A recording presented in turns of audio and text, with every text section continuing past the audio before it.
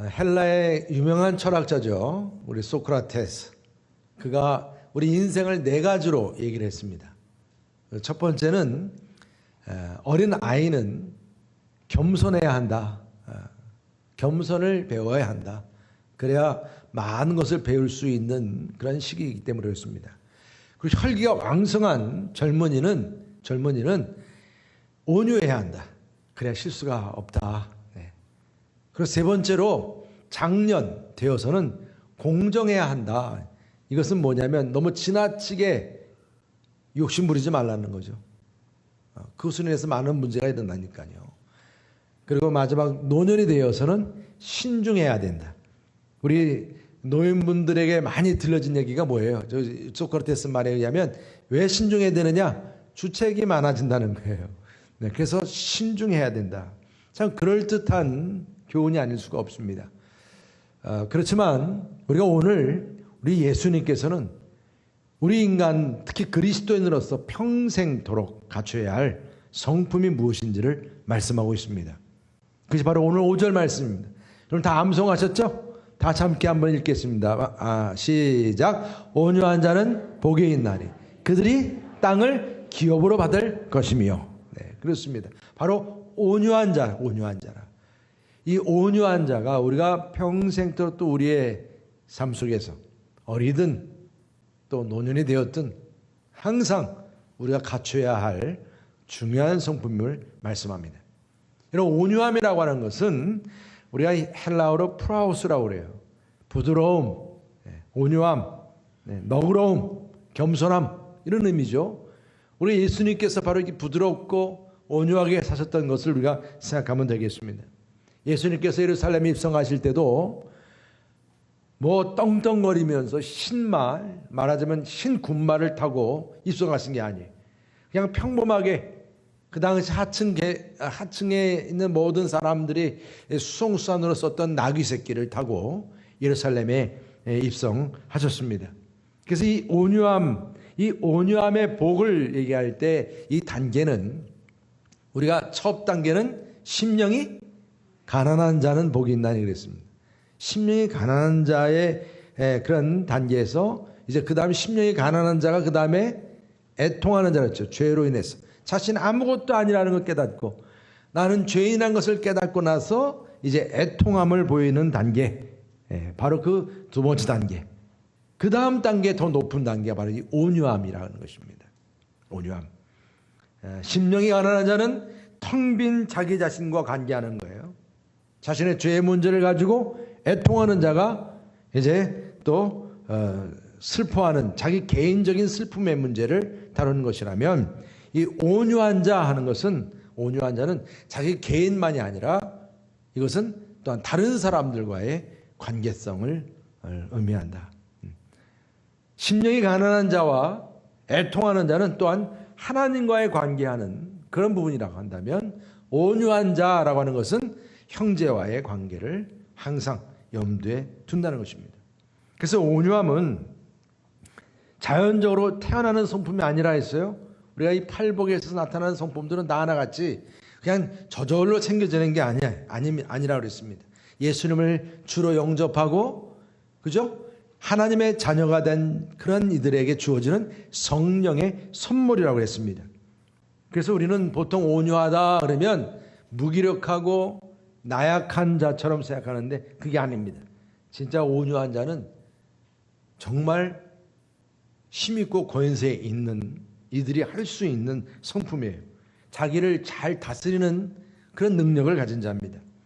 상한 심령이 나의 죄악된 상태 거기에 초점이 있는 거예요.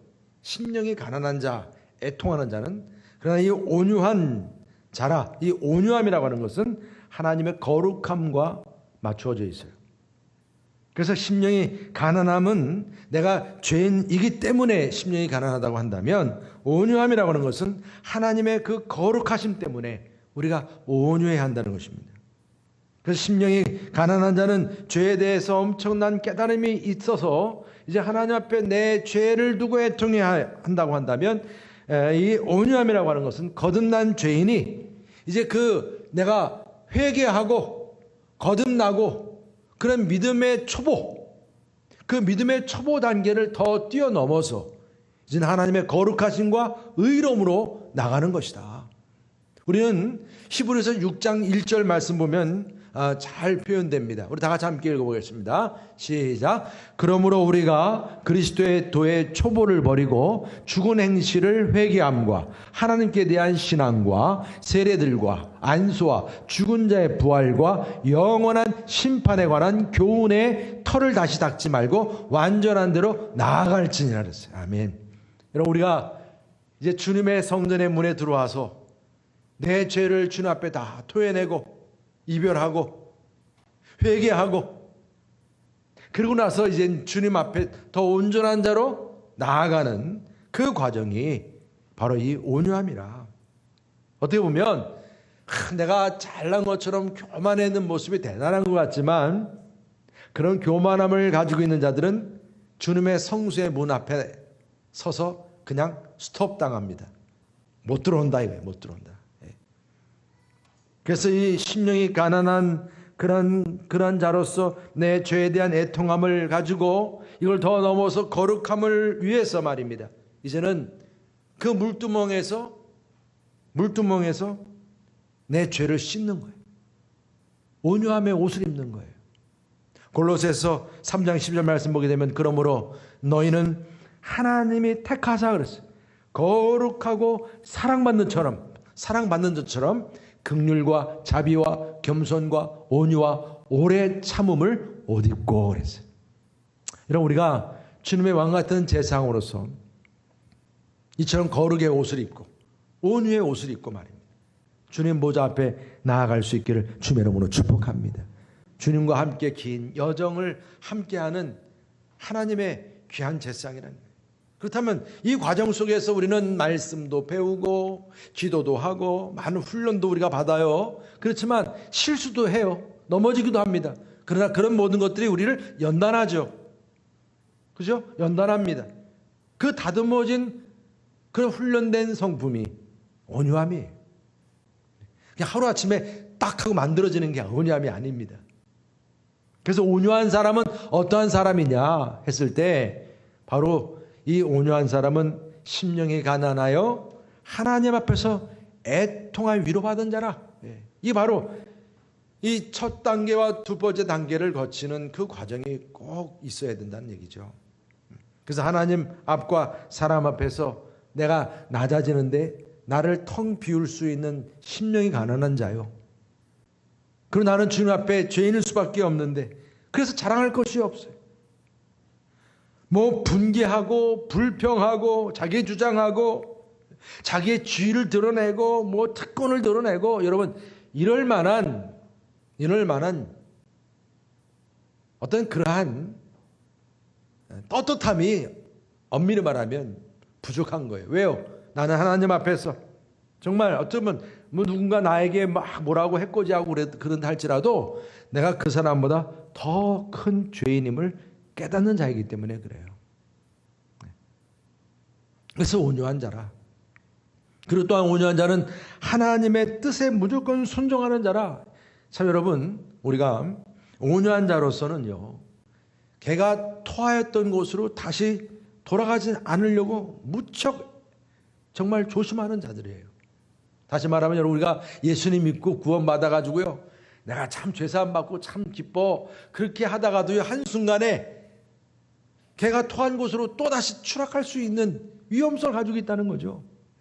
하나님의 자녀된 자로서 그렇게 주님을 찬양하고 경배했던 다윗을 보십시오. 여러분 그가 그렇게 하나님을 찬양하는 하나님의 사람이었지만 그의 눈길은 밧세바에 빠지고 말았어요. 자신의 육신의 정욕과 안목의 정욕과 이생의 자랑에 그냥 눈이 어두워버리고 말았습니다. 그런 실수를 범하고 말았습니다. 우리가 거듭나서 온유한 자가 되었다면 나 자신을 십자가에 못 박는다는 것이 분명한 거예요.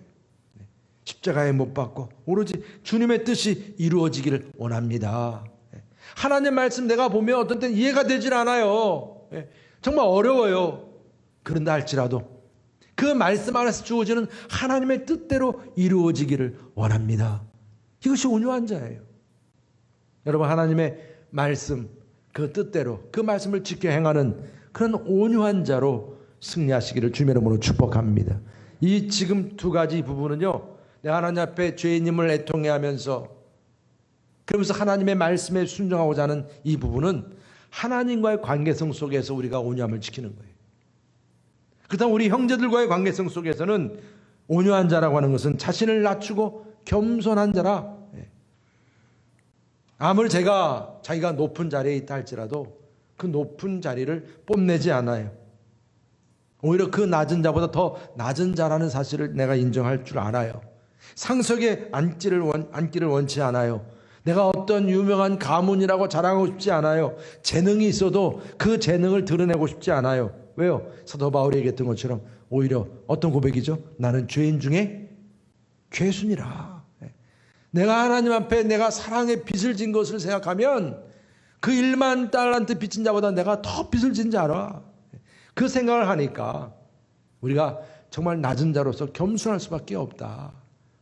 이런 겸손한 자, 이게 바로 온유한 자입니다. 그리고 또 온유한 자는 부드러운 성품을 소유했다. 그래서 성급하지 않고 거칠은 말을 하지 않습니다. 상대방의 사나운 그러한 질문에 대해서, 그런 말에 대해서 막 그냥 함부로 대하는 게 아니라 부드럽게 대할 수 있다. 남을 억누르지 않고 남의 유익을 위해서 자신도 포기할 수 있는 온유함입니다. 하나님의 문지기가 되고자 하는 것입니다. 제가 여러분들에게 이렇게 계속 말씀드리지만 계속 제 마음은 무척 부담되는 거예요. 제가 이 팔복이 정말 설교하기 어렵다고 했던 이유가 뭡니까? 바로 이런 부분들이에요. 정말 네가 이렇게 온유하냐? 이렇게 부드러우냐? 아브라함처럼 말입니다. 조카 룻과의 그 갈등을 극복하는 데 있어서 부드럽게 문제를 해결하자. 네가 좌하면 내가 우하고 네가 우하면 내가 좌하리라. 얼마나 대단합니까? 이런 부드러움이에요. 또한 온유한 자는 참고 인내하는 자라고 합니다. 다른 사람이 잘못해도 거기에 대해서 바로 그냥 성을 내거나 그러지 않아요. 남을 탓하지 않고 그저 용서할 줄 아는 자. 괴롭힘을 당하지만 참고 인내합니다. 우리는 너무나 쉽게 고를 내고 사소한 것에 모욕감도 느끼고 트집 잡기도 좋아하고 다른 사람을 탓하길 좋아하고 그렇죠? 그러면서 거기에 따라서 내가 혈기가 같이 따라가고 막 그럽니다. 근데 여러분, 온유한 자는 이런 부분들이 없다라는 거예요. 얼마나 대단해요.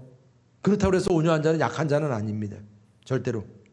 참고 인내한다고 해서 그 사람이 그저 약한 자라고 우리가 생각하면 안 된다는 거예요. 우리가 모세의 경우는 40년 동안 구스 여인과 함께 아내로 살았어요. 구스 여인과. 근데 사실 이방 여인과 모세는 살았습니다. 그런데 이 사실을 두고 그렇게 40년 동안 살았으면 뭐 그렇게 또 그걸 보고 다 아는 사실인데도 형 아론과 미리암 누나가요 아주 그냥 격렬하게 욕을 했어요. 어떻게 이방 여인하고 사느냐, 저주를 아주 했습니다. 근데 성경 말씀 보면 모세는 이러한 그들의 욕에 대해서 한마디도 반응하지 않았다라고 말씀합니다. 모세가 뭐 힘이 없어서 그렇게 했습니까? 다윗은 압살롬이 반역을 해서 그 아들의 칼을 피해 그냥 급히 도망가는 와중에 시므이라고 하는 사람이 다윗을 두고 뭐 그냥 엄한 욕을 당한 거예요. 얼마나 기가 막힙니까? 아직도 왕인데 말입니다. 옆에 호위 군사가 바로 가서 그냥 처치하겠다고 그렇게 얘기를 했지만 다윗은 그냥 내버려 두라고 그랬어요. 보복하지 않았습니다. 이게 온유함입니다.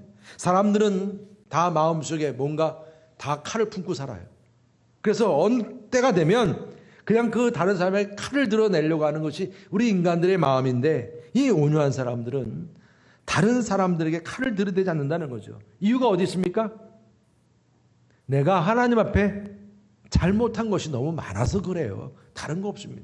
그걸 인정하는 거죠. 인정하는 겁니다. 다윗도 그랬던 것입니다. 시므이가 저렇게 욕하는 거 그 이상으로 나는 하나님 앞에 죄를 졌기 때문에 그렇습니다. 또 온유한 자는 자신을 핍박하고 상처 주는 사람을 너그럽게 용서합니다. 자신에게 닥치는 핍박과 고난을 오히려 은혜로 여기면서 관용하고 베풀고 보복하지 않는 거죠. 대단한 거예요. 근데 이러한 대단한 케이스, 얘가 누구냐면 바로 요셉이죠. 자기를 말입니다. 그 애굽 상인에게 팔아넘겼어요. 그리고 짐승에게 찢어서 죽였다고 그렇게 아버지한테 거짓말하고 형들이 말입니다. 그 나중에는 어떻게 됐습니까? 하나님께서 요셉을 그 애굽의 2인자로 만드시고 가나안 땅은 다 굶어 죽게 만들었을 때 그 야곱과 그 형제들이 말입니다. 그냥 구걸하다시피 오게 됐을 때 형들이 구걸하려고 왔지 않습니까? 그럴 때 요셉이 어떻게 했어요? 뭐 보복했나요? 옳다거나 잘됐다 그랬나요? 필요한 거 다 채워주었습니다. 이게 온유함입니다. 스데반은 자기를 향해서 이렇게 돌을 던지면서 죽이려고 하는 사람들을 향해서 하나님 저들을 용서하옵소서. 여러분 사울 그 왕이 다윗을 죽이려고 그렇게 추적했는데 어느 날 사울이 피곤해서 잠자고 있던 그 굴 안에 다윗이 있었어요.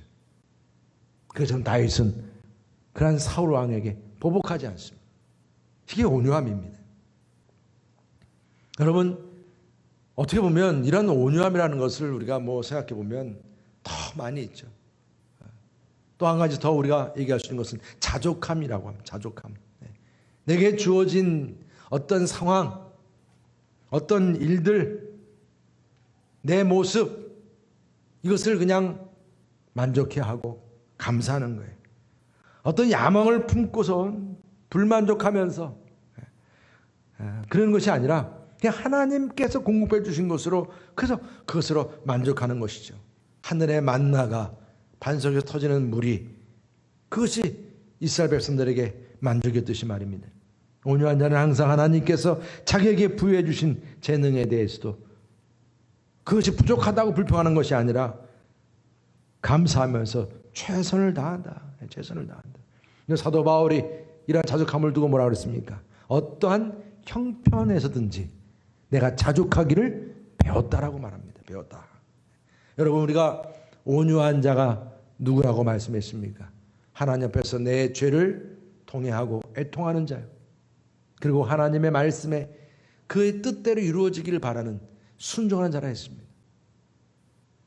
자기를 낮추고 겸손하고 부드럽고 참고 인내하고 너그럽게 용서하고 자족하는 자. 여러분 우리 여러분께 성도님들이 이런 온유함에서 승리할 수 있는 저 여러분 되시기를 주님의 이름으로 축복합니다. 그럼 이처럼 우리가 이 온유함 참 여러분들에게 하나하나 말씀드렸지만 이렇게 온유함을 위해서 노력하면서 우리가 나아갈 때 이 온유한 자에게 주어지는 복이 무엇이라고 말씀합니까? 땅을 기업으로 얻는다라고 말씀합니다. 땅. 요즘에 땅 그러면 여러분들은 그냥 부동산을 생각하시니까. 저는 깜짝 놀랐어요.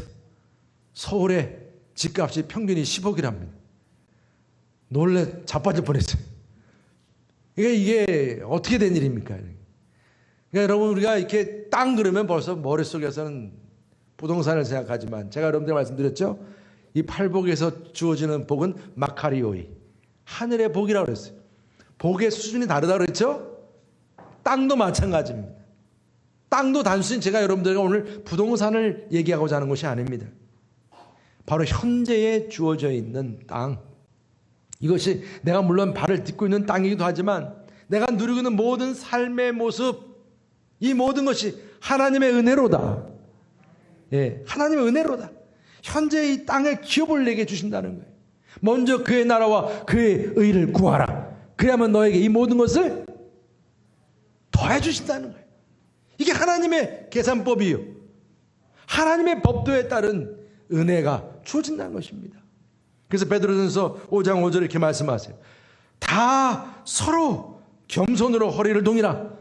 하나님은 교만한 자를 대적하시되 겸손한 자들에게는 뭐를 주신다고요? 은혜를 주신다는 거예요. 여러분 은혜를 받으십니까?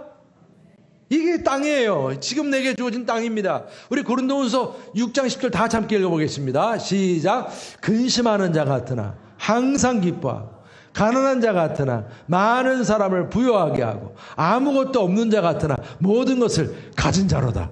할렐루야. 이 말씀은 그냥 암송해서 탁 내 말씀으로 여러분 가지고 다니셔야 돼요. 그럼 부자예요. 부자. 땅을 기업으로 받는 거예요. 네. 오늘 말씀 가운데 정말 근심하는 자 같이 보여요. 사람들 어디 가세요? 근심하는 모습 같은데요. 그게 아니요. 우리는 근심하는 것처럼 보여지지만 항상 기뻐하는 자요. 기뻐하는 자요. 가난한 자 같으나 부유하게 해주는 자요. 여러분들 지금도 당장 나가셔서요. 복음 전해 보십시오. 여러분들 부유한 자가 되는 거예요. 아무것도 가진 거 없는 것 같으나 모든 걸 가진 자요. 우리에게 뭐가 더 필요해요? 하나님이 우리의 하나님이신데.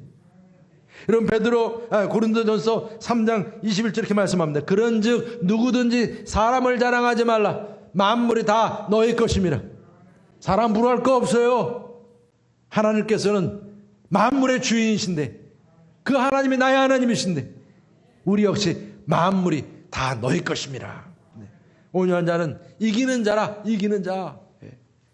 이기는 자요. 정복자라. 이 땅에 여러분 우리가 잃어버렸고 상실했던 이 에덴 동산을 하나님께서는 다시금 회복시켜 주시고 이 땅을 다시 통치할 수 있는 권세를 우리에게 다시금 주심을 믿으시기 바랍니다.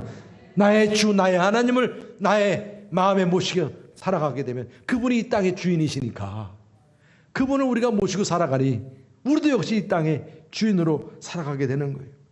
먼저 그의 나라와 그 일을 구하라. 그래야만 이 모든 것을 더해 주시는 축복이에요. 만물이 다 소유가 되게 하신다.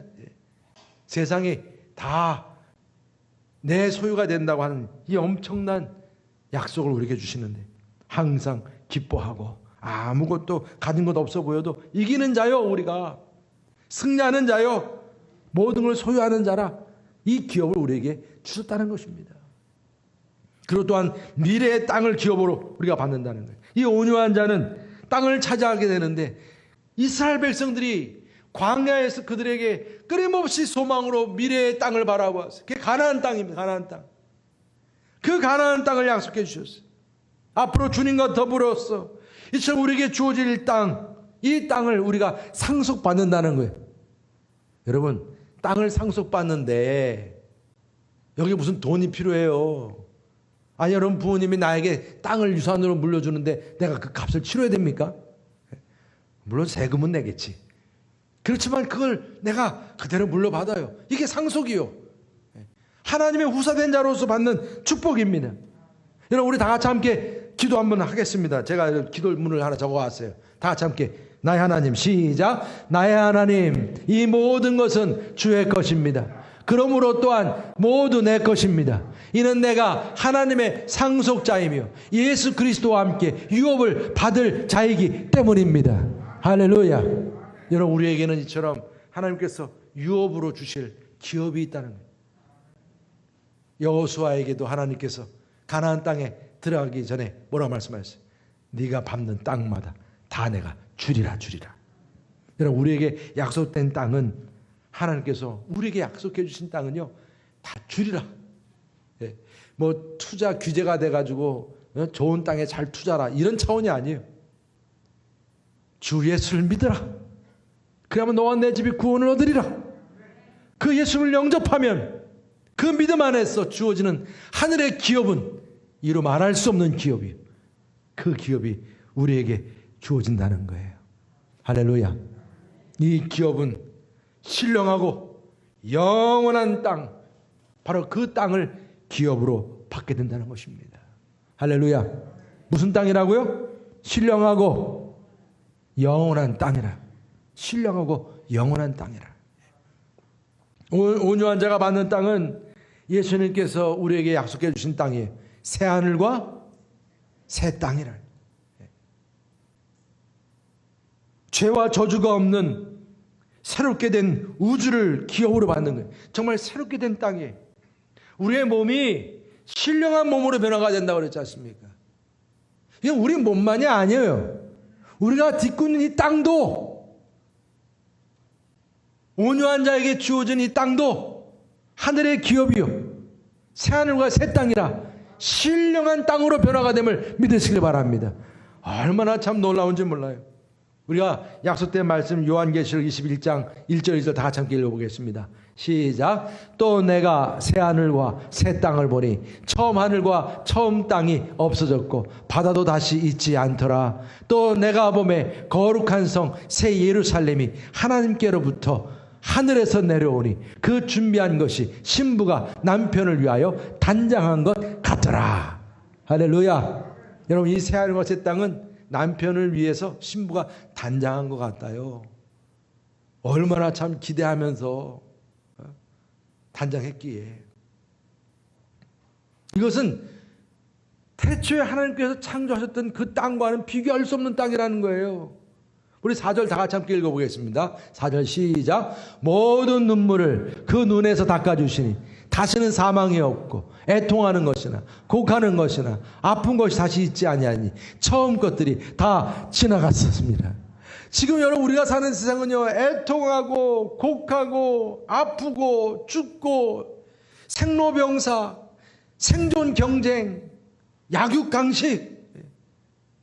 세상이 그래요, 여러분. 남보다 머리가 좀 더 똑똑해야 되고 남보다 더 힘이 좀 더 세야 하고 그래야 팔 꺾기도 잘하고 머리 누르기도 잘하고 그래가지고 세상에서 출세하고.